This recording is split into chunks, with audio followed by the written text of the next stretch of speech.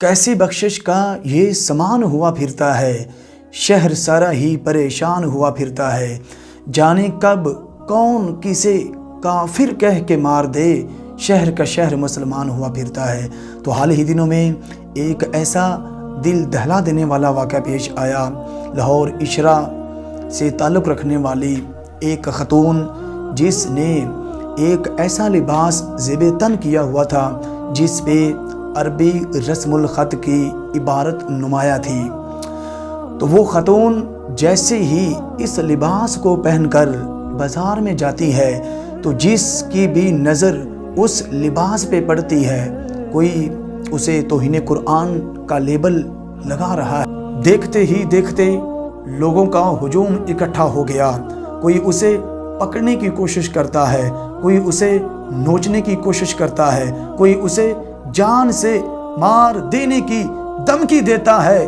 اس جذباتی ہجوم نے اس قدر اکیلی جان کا تعاقب کیا ہوا ہے، وہ اکیلی جان رحم کی بھیک مانگ رہی ہے۔ کسی جذباتی کو یہ توفیق نہیں ہوئی کم سے کم اس لباس پہ جو عربی رسم الخط عبارت تحریر ہوئی ہے اس کو ہی ٹرانسلیٹ کر لے، کہیں یہ قرآن کی کسی آیت کے الفاظ تو نہیں ہیں، کہیں یہ حدیث کے تو الفاظ نہیں ہیں، اتنی توفیق کسی کو نہیں ہوئی۔ ایک لیڈی آفیسر اس میدان میں آگے بڑھتی ہے اور اس خاتون کو پکڑ کر ایک محفوظ مقام پہ لے جاتی ہے۔ غیرت اتنی ہے کہ عربی رسم الخط میں لکھا ہوا لفظ حلوہ بھی برداشت نہیں ہے، اور علم اتنا ہے قرآن اور غیر قرآن کا فرق بھی معلوم نہیں ہے۔ کہاوت ہے ایک نسوار رکھنے والا شخص عمرہ کرنے چلا گیا، 7 نسوار بھی لے گیا۔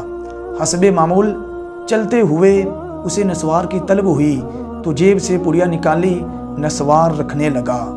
ایک شرطا اسی کی طرف دوڑا ہوا آیا اور سخت الفاظ میں بولا، یا شیخ کل شیء من النسوار والاشیاء خبیث وغلیظ ممنوع۔ وہ شخص اس شرطے کے گلے لگ گیا اور روتے ہوئے بولا، ایک عرصے سے نسوار کھا رہا ہوں، مجھے آج پتہ چلا ہے کہ نسوار رکھنے کی بھی دعا ہے۔ تو یہ ہے اس قوم کا علمی لیول۔ وہ کسی دانشور نے کہا تھا کہ یہ قوم اسلام کے لیے لڑے گی حتیٰ کہ لڑ کے مر جائے گی لیکن اسلام پہ نہیں چلے گی۔ خلاصہ کلام یہ ہے کہ عربی رسم الخط عبارت کسی ایسی چیز پہ تحریر نہیں کرنی چاہیے یا لباس پہ جہاں پہ عربی رسم الخط کی بے ادبی ہو جائے۔ ارشاد خداوندی ہے اِنَّا أَنزَلْنَاهُ قُرْآنًا عَرَبِيًّا لَعَلَّكُمْ تَعْقِلُونَ، بے شک قرآن کو ہم نے عربی زبان میں اتارا ہے تاکہ تمہیں سمجھنے میں آسانی ہو جائے۔